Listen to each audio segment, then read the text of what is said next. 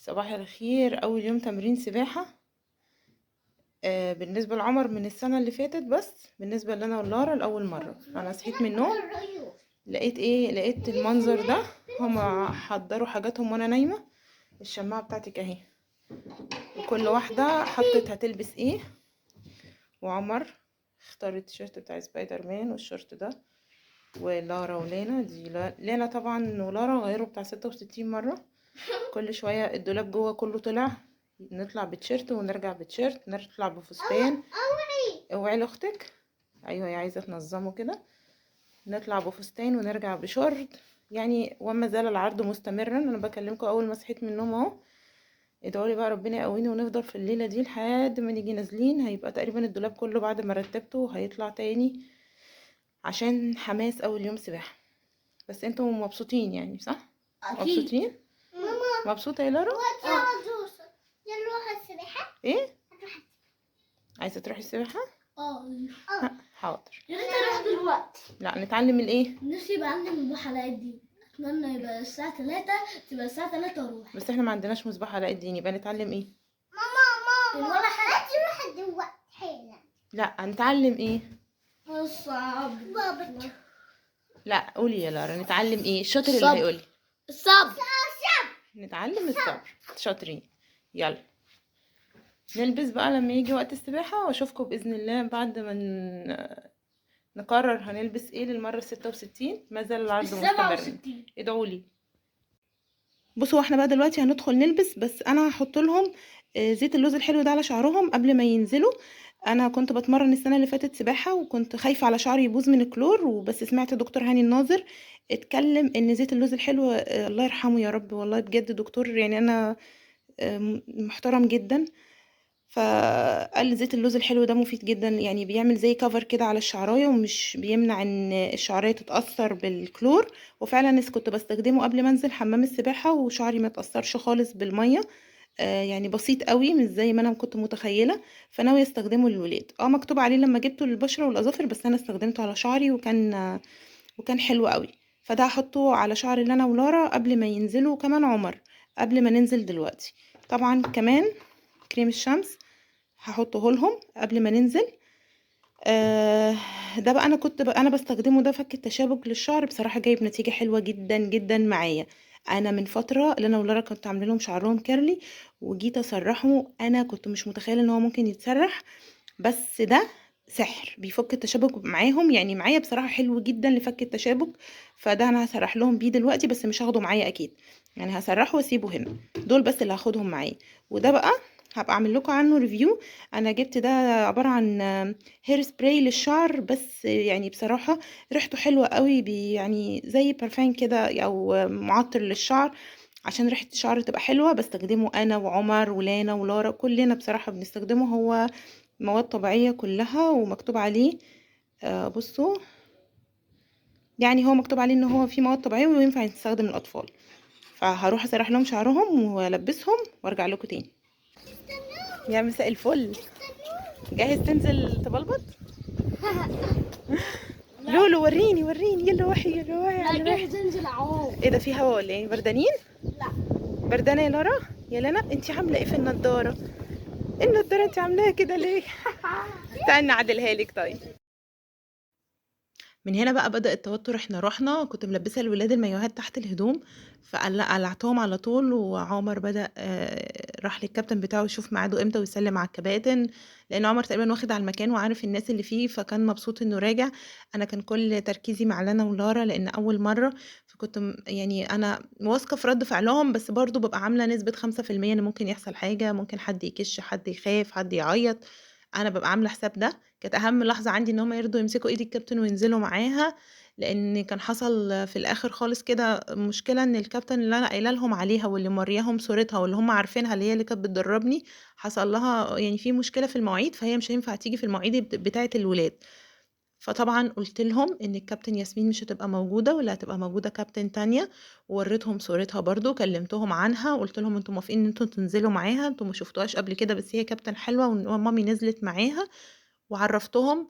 مش رحت قلت لهم دي كابتن ياسمين وهي مش كابتن ياسمين. انا ما بضحكش على ولادي، نو واي. انا ما بقولهمش حاجه مش حقيقيه. كل حاجة بتحصل أنا باقولها لهم، وده اللي أنا عايزة أوصّله ليكم الفيديو ده. أنتم ما شاء الله لا قوة إلا بالله، اللهم بارك. أنتم شايفين البنات الحمد لله ده أول مرّة ينزلوا تمرين سباحة في حياتهم، بس الحمد لله رَد فعلهم هادي وكويس. أنا لمّا كنت باودّي عمر وهو صغير، أنا كنت باشوف مهازل والله يا جماعة، أنا كنت باشوف ولاد بتبقى بتعيّط وبتزرق وبتبقى بتموت وبتفطس أصلًا من كتر العياط. عمر شايف الكباتن بتاعته بقى عمّال يهزر معاهم فكان مبسوط أوي. بس بجد كنت باشوف ولاد أنا كان بيبقى هاين عليّا آخُدهم في حضني وأطبطب عليهم وأقول لمامتهم أنتِ إزاي سايباهم كده. مش هاقول لكم إن أنا حاباهم أكتر من مامتهم أكيد لأ، ومش باحب الناس اللي بتعمل كده، مش باحب الناس اللي تحسّسِك إن تعلّي على الأم أو أنتِ إزاي بتعملي كده، بس هي يا عيني ممكن تكون فاهمة إن هي كده بتنفع ابنها، بس أنا من وجهة نظري لأ. أنا مش مهم عندي ابني يتمرّن إيه، مش مهم عندي أي حاجة غير إن ابني يبقى متطمن وهادي ومبسوط.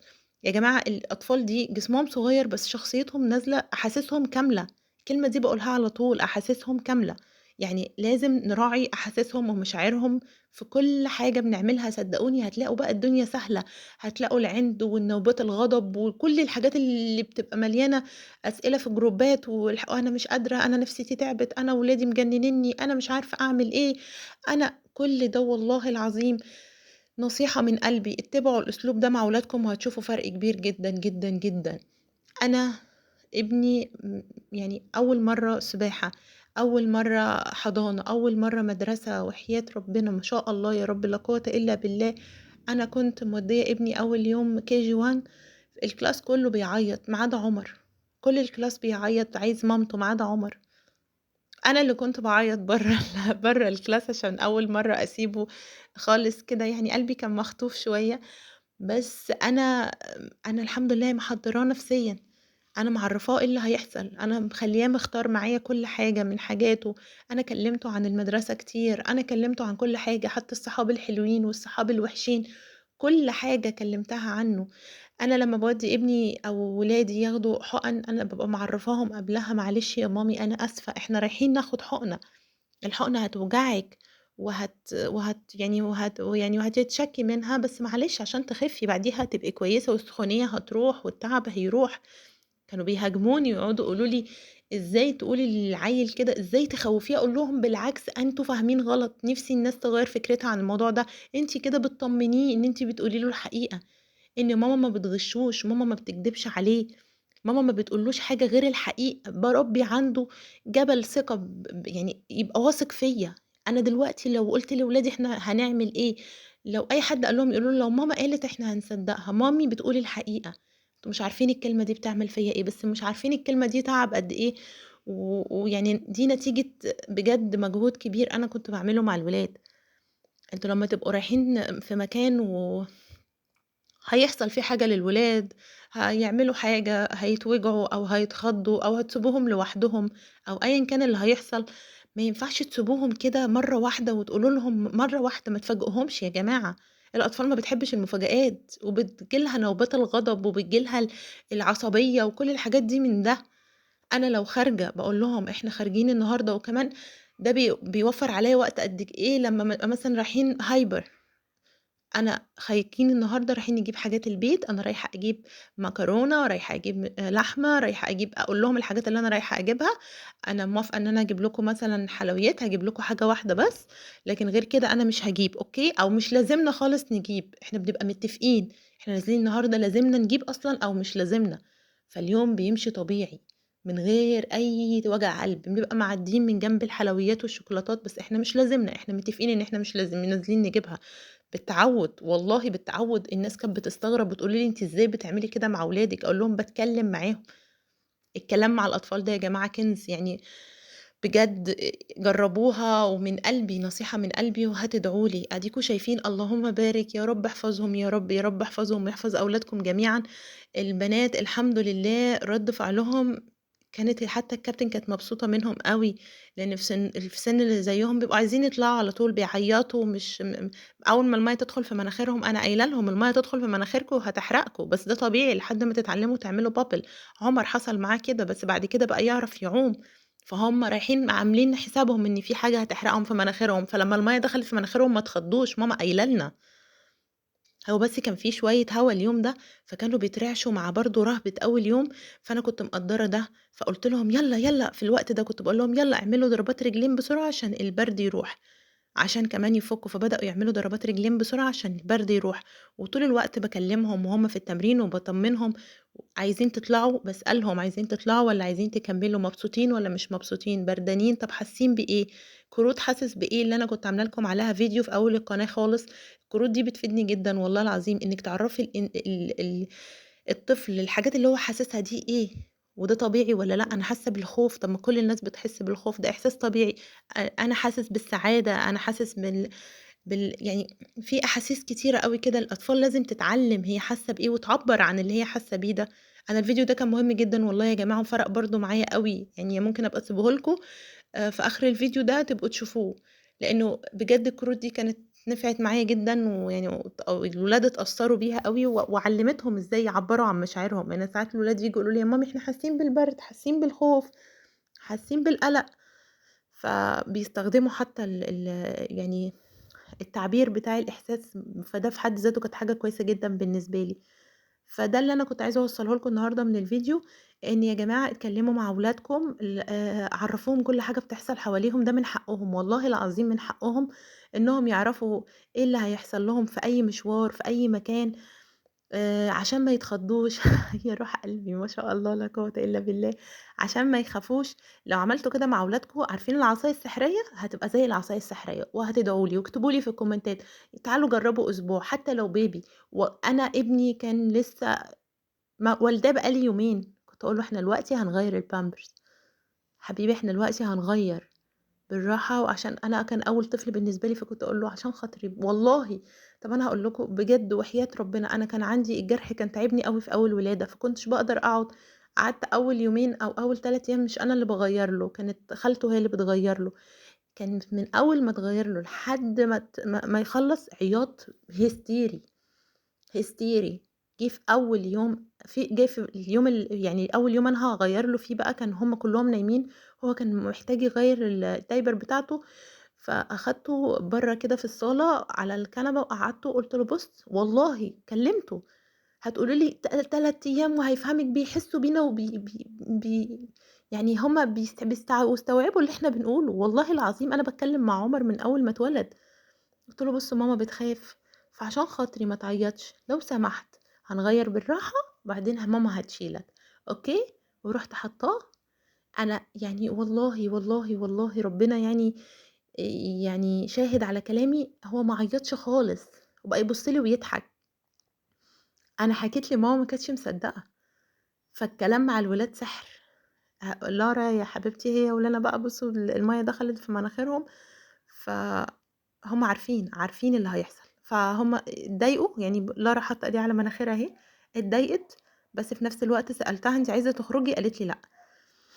بعدين الكابتن قالت لي بقى: "هناخدهم في الغريق شوية لإنهم لازم يتعودوا على الغريق." ودي يعني من أكتر الحاجات أنا روحي بتبقى واقعة مني والله. أنا عايزة أقول لكم إن تمرين السباحة أنا بابقى واقفة من أول التمرين لآخره.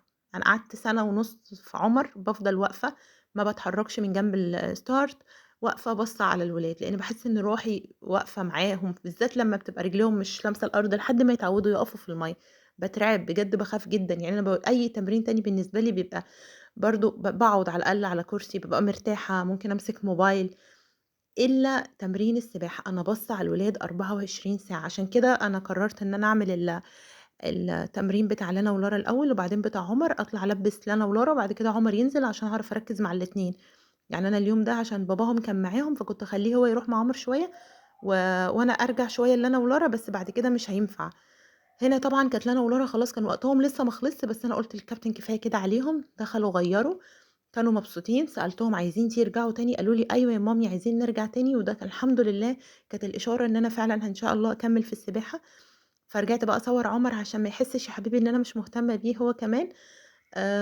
بس الكابتن بقى كان بيهزر معاه لإن عمر راجع طبعًا ناسي كل حاجة، الكابتن عمّال يقول له: "الكحك مبهدلك."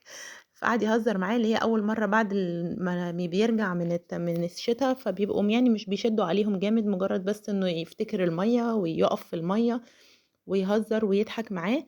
ف يعني كل التمرينة كانت بالنسبة له زي ترفيهي كده. ح فقعد يهزر معاه شوية كتير، وبعدين خلاص بقى إحنا كده خلّصنا، كانت لنا ولارا لبسوا وقاعدين مستنيينه، وعمر طلع لبّسته وخلّصت التمرين على كده الحمد لله، واليوم عدّى في هدوء وفي سلام. مُتعب السباحة إن إحنا بنشيل ونلبّس ونقلّع، بس الحمد لله الولاد اتبسطوا ودي كانت أهم حاجة بالنسبة لي، وربنا يسهّل بقى في بقية الأيام إن شاء الله يا رب، ادعوا لي إن يكمّل بقى التمرين بتاع الصيف كلّه على خير عشان بجد مُتعب جدًا مع الحَر. خلاص كُنّا مروّحين، عمر كان عمّال يحكي لي بقى إن هو اتعلّم إن هو يتقلب واتعلّم مش عارفة إيه ومبسوط وبيحكي لي عن اليوم. أنا باحب عمر أوي أمّا بيقعد يكلّمني إيه اللي حصل في التمرين، وكنت طبعًا مجهّزة أكل سريع في ثواني عملته عشان بيبقوا راجعين جعانين. أشوفكم في فيديو جديد قريب، باي باي.